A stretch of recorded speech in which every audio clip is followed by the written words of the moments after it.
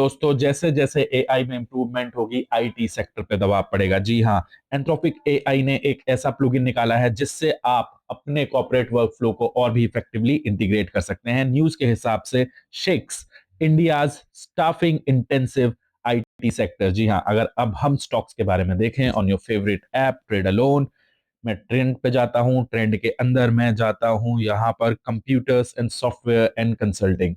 तो यहाँ पर आप देखें सारे के सारे stock, be it TCS 6% down, Infosys almost 8% down, HCL tech 6% down, Wipro 5% down, LTI Mindtree 8% down, tech Mahindra 7% down. You can track all the stocks here और उनके ट्रेंड के साथ देखिए दबाव हमेशा रहेगा।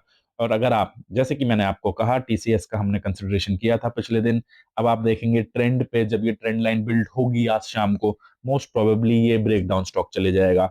यहाँ पर profit margin 18, decent enough, but problem जो आ रही है पिछले कुछ सालों से, रेवेन्यू ग्रोथ का सीएजीआर 10%, टोटल प्रॉफिट का सीएजीआर 8.2%, वेरी लो।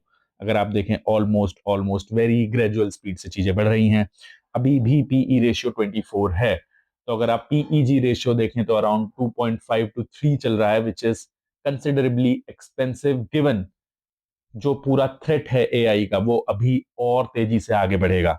तो you have to be cautious in the IT shares. लगभग लगभग सारे शेयर्स, देखिए एक न्यूज से अगर शेयर्स इतना गिर सकते हैं, you can imagine the kind of impact AI has on the IT sector. तो अगर आप किसी आईटी शेयर में स्टक हैं, प्लीज कमेंट सेक्शन में मुझे बताइए। अगर आप किसी आईटी शेयर को परचेज करने की एक्सपेक्टेशन कर रहे हैं तो प्लीज कमेंट सेक्शन में मुझे बताइए, so that we can take it up in detail. Thank you.